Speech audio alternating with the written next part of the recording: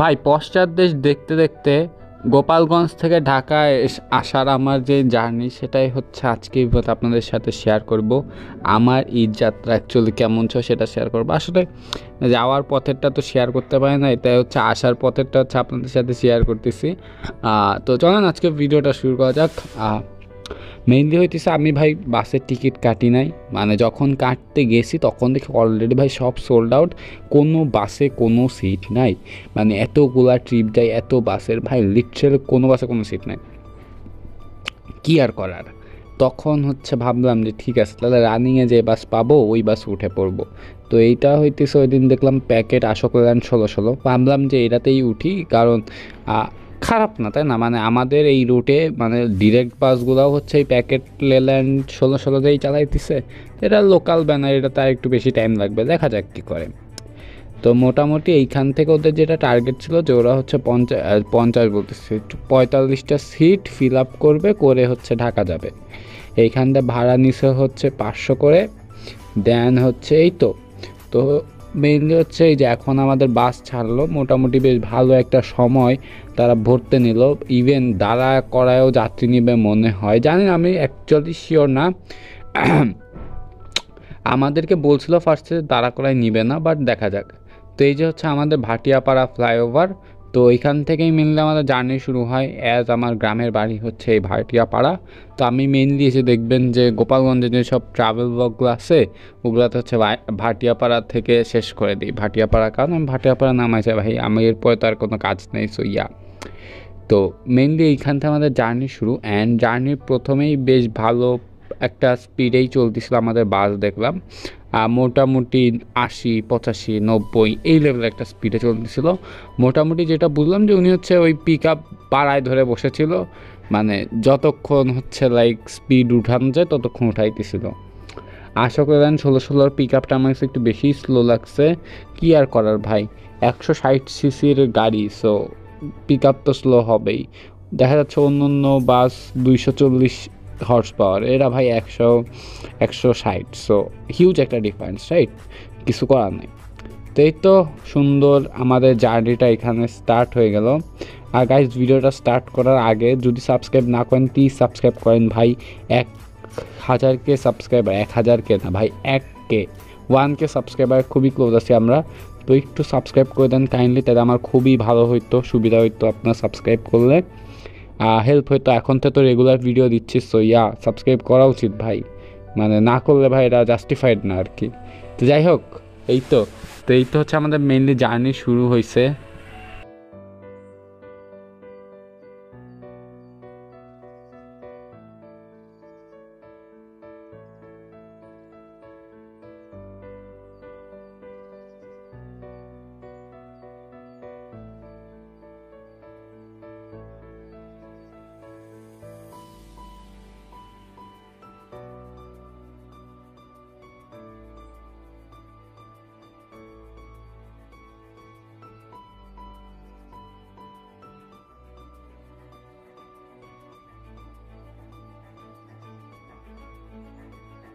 তো এরপরে আমরা বাম্পার পেয়ে যাই হচ্ছে সুবর্ণ পরিবহনের।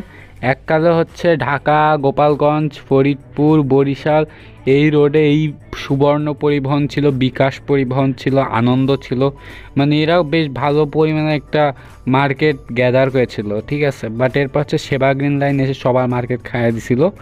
এরপর থেকে মোটামুটি এরা ডেড টাইপের, এখন আর মোটামুটি চলে না। এই যে ঈদের সিজন আসলে দেখা যায় এটা, এছাড়া হচ্ছে এদেরকে দেখা যায় না। তো এইটা কী বাস অ্যাকচুয়ালি আমি জানি না, মেবি লেল্যান্ডের বাস অথবা হচ্ছে টাটার বাস। সুবর্ণ পরিবহনে কি ওয়ান যে থাকার কথা অ্যাকচুয়ালি আমি জানি না, হ্যাঁ, সো ইয়া। তো এই তো বাজারে আসার আমরা হচ্ছে ওটি দিয়ে দিই, এমনিও হচ্ছে ওভারটেক খাইতোই, কারণ আমাদের বাসের বেশ ভালো পরিমাণে একটা স্পিড ছিল, তো ওই কারণে হচ্ছে ওভারটেক খাইতোই, ঠিক আছে। সো এই তো ওভারটেক দিয়ে এরপর হচ্ছে আমরা আগায় যাচ্ছি হচ্ছে ভাঙ্গার দিকে। আমরা মোটামুটি মুকশেদপুর চলে আসছি বেশ কম টাইমেই, 10-15 মিনিটের মধ্যে হচ্ছে আমরা মুকশেদপুর চলে আসছি। অ্যান্ড আমাদের বাস কন্টিনিউয়াসলি রানিংয়ে 85 86 90 এই রোডে হচ্ছে আমরা 106 স্পিড পর্যন্ত পাইছিলাম, হ্যাঁ। মোটামুটি আশা করলেন 16 দিয়ে যতটুকু উঠানো গেছে ড্রাইভার ততটুকুই উঠাইছে, এর বেশি যদি উঠানো যেত তাহলে উনি আরও বেশি স্পিডিং করতো।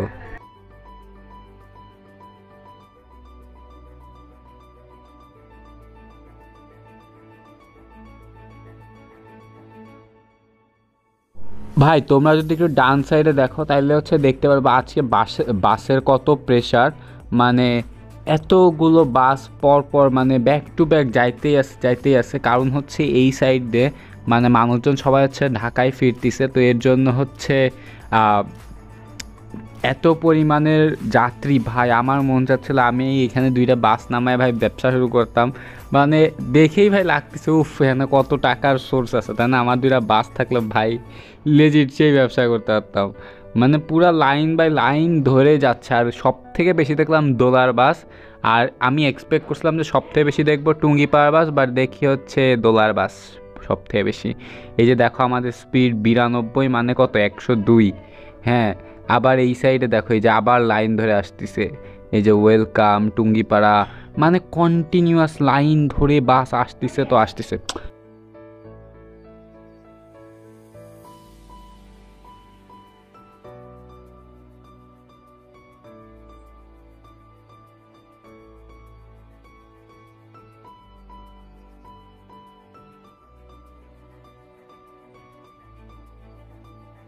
তো ওই দিন এই জায়গায় একটা গ্রিন লাইনে ডাবল ডেকার বাস দেখলাম বসে আছে, মনে হয় ইঞ্জিনের কোনো প্রবলেম হয়েছে।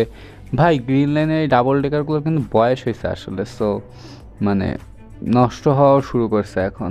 বাট ওরা এনাফ মানে কি বলে মনিটরের মধ্যে রাখে গাড়িগুলো, সো খুব বেশি একটা প্যারা হওয়ার কথা না, অ্যাজ বহুত করে রাখে। তো এই তো মোটামুটি আমরা চলে আসলাম ভাঙ্গা। এখন থেকে এইখান থেকে তার বেশিক্ষণ লাগার কথা না, ভাঙা পর্যন্ত আসতে অলমোস্ট 40 থেকে 50 মিনিটের মতো টাইম লাগছে। ওভারঅল 40 মিনিটের মতো টাইম লাগছে আই গেস। খুব বেশি একটা দূরে না অ্যাকচুয়ালি, ভাঙার মাথায় গেলেই হচ্ছে ভাটিয়াপাড়া, সো অত একটা দূরে না, বাট স্টিল এই আর কি অবস্থা। তো মোটামুটি এই আর কি অবস্থা। এখন আমরা ভাঙা থেকে চলে যাবো হচ্ছে পদ্মা সেতুর দিকে। পদ্মা সেতু পার হইলেই ঢাকা, মানে মজা আছে অ্যাকচুয়ালি এখন। হ্যাঁ, গোপালগঞ্জের জন্য সব থেকে বেশি মজা এই পদ্মা সেতুটা। হ্যাঁ, মানে অ্যাকচুয়ালি মানে খুব ইম্প্যাক্ট রাখে এই পদ্মা সেতু, রাইট? মানে ভালো জিনিসটা, মজারই আছে। সো ইয়া, এই যে দেখতে পাচ্ছ যেমন যাচ্ছে চলছে গাড়ি সিসিংপুরে। ভাই ইঞ্জিনের বনাট ভরে লোক নিছে ভাই, আর এরা এখনও লোক খুঁজতেছে, দাঁড়া করায় লোক নিবে। আর মানুষজনও দাঁড়া করে মানে দাঁড়িয়ে দাঁড়িয়ে তারা হচ্ছে ঢাকা যাচ্ছে, এরকমও লোক আছে। হ্যাঁ, আমি এখন পিছনের দিকে ঘুরে দেখাইলে বুঝতে পারতাম মানে দাঁড়া করায়ও মানুষজন নিচ্ছে। মানে কি একটা অবস্থা ভাই, বাসের এতই সংকট যে দাঁড়ায় দাঁড়ায় যাওয়া লাগবে ঢাকা। এই যে এই সাইড দিয়ে ওয়েলকাম যাইতেছে, ওইটা কি, এইটা একটা লোকাল যাইতেছে, মানে ভাই কন্টিনিউয়াস সিরিয়াল ওই সাইডে দেখবা। কারণ হচ্ছে এই সাইডে হচ্ছে ঢাকার সাইডে হচ্ছে যাত্রী নাই, ঢাকার সাইড থেকে গাড়িগুলো ফাঁকা আসতেছে, আইসে এই সাইড থেকে ফুল যাত্রী নিয়ে যাচ্ছে। মানে এই গোপালগঞ্জ মানে যে ব্যাক ট্রিপ আছে, এই ব্যাক ট্রিপগুলোতে হচ্ছে তারা ফুল যাত্রী।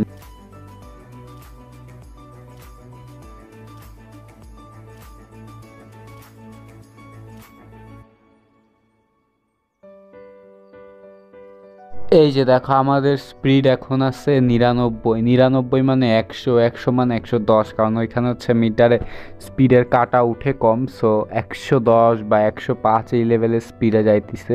এই যে সামনে হচ্ছে সোহাগের বাস, সোহাগের 1J, এরাও টানে, বাট এরা হচ্ছে লাইক একটু ধীরে সুস্থে টানে। হ্যাঁ, মানে এগুলা লেভেল করে টানে, যে তেমন এটা হয়তো 90-এ টানতেছে, 95-এ টানতেছে, এটা কিন্তু কম স্পিড না, বাট স্টিল এক্সপ্রেসওয়েতে ভাই 120-25 আসলে তেমন স্পিড না। হ্যাঁ, যদি মানে ওই লেভেলের ফাঁকা থাকে, কারণ ভাই ফাঁকা রাস্তা টানতে তো সমস্যা নাই, তাই না? এই জন্যই মজা অ্যাকচুয়ালি এক্সপ্রেসওয়েতে।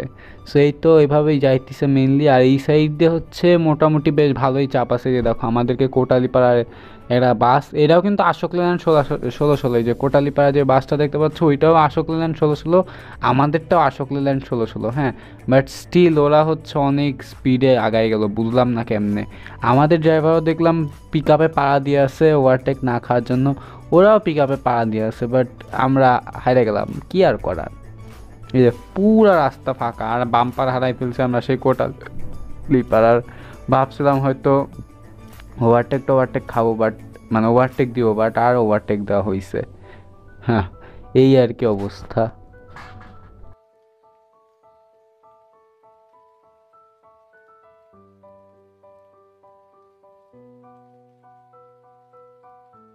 যে দেখো আমাদের স্পিড 107, আর ম্যাক্স স্পিড কত জানো? ম্যাক্স স্পিড হচ্ছে 111, মানে ওই তো 115, 16, 17, মানে উঠাইছে আর কি কোনোরকমভাবে। মানে ইঞ্জিনের ভাই যে অবস্থার, ভাই ইঞ্জিনের যে ভয়ঙ্কর আওয়াজ, ভাই আওয়াজে মনে হচ্ছিল মরে যায়। এরপরে এই যে দেখো কি এক অবস্থা ভাই, এত পরিমাণে যাত্রী উঠাইছি পিছন থেকে যে তার আমার পশ্চাৎ দেশ দেখে দেখে যাওয়া লাগতেছে। মানে এই পশ্চাৎ দেশ দেখতে দেখতে আমার এখন ঢাকা যাওয়া লাগবে, কোনো ফাঁকা কিচ্ছু নাই ভাই। আমি ভিডিও করব কেমনে ভাই, আমি তো এটা নিয়ে টেনশনে আছি। কি আর করা, 3x 4x জুম মাইরে আমি ভিডিওটা করতেছি গাইস। কত স্ট্রাগল ভাই, মানুষের পশ্চাৎ তোমাদেরকে আমি দেখাইতেছি না, যেটা আমার দেখা লাগছে। সো ইয়া, এই যে সামনে আরে বাল, সামনে হচ্ছে গোল্ডেন লাইনের বাসটা আছে ওই যে দেখো। সো এই তো ওই যে গোল্ডেন লাইনের বাস সামনে, দেখা যাক ওটা ওভারটেক মারতে পারে কিনা। আসলে গোল্ডেন লাইনের বাসগুলো তো লকই থাকে তাই না, গোল্ডেন লাইনের বাসগুলোতে ওভারটেক মারা খুব বেশি একটা প্যারা না ভাই। ওই দিন যেই লেভেলের গোল্ডেন লাইন দেখলাম, মনে হয় 1 মিনিট 2 মিনিট পর পর গোল্ডেন লাইন, 1 মিনিট 2 মিনিট পর পর গোল্ডেন লাইন, মানে 1000টা বাস গোল্ডেন লাইনের। হ্যাঁ, সব মানে আসতেছে তো আসতেছে, আসতেছে তো আসতেছে, একসাথে 3-4টা বাম্পারে বাম্পারে চলে আসতেছে। এই যে আমাদের পদ্মা সেতু, যাকে ঘিরে এত মানে এত ট্রান্সপোর্ট সেক্টর এত উন্নত হয়েছে, এই সেই পদ্মা সেতু। ওই যে যাইতেছে ভাই, ভালো লাগে তাই না, মানে দেখতে একটা স্যাটিসফ্যাকশন আছে। যদিও আমি অনেকবার উঠছি পদ্মা সেতুতে, আমার যেহেতু গ্রামের বাড়ি ওখানে, সো রেগুলার উঠতে হয় অ্যাকচুয়ালি। সো অনেকে আবার প্রথম উঠে, তখন মানে ওদের এক্সাইটমেন্ট কাজ করে। বাট এখন আসলে আগের মতো এক্সাইটমেন্ট কাজ না করলেও অ্যাটলিস্ট এই সেতুটার হচ্ছে লাইক ইম্পর্টেন্স বোঝা যায় যে অ্যাকচুয়ালি এটা আমাদের লাইফে কতটা ইম্পর্টেন্ট, মানে লাইফে চলার জন্য আর কি। সো এই সাইডেও ভাই ওই যে সামনে সাকুরা, আমি ভাবতেছিলাম যে আসলে এখন না সাকুরা দেখা যায় না হাইওয়েতে।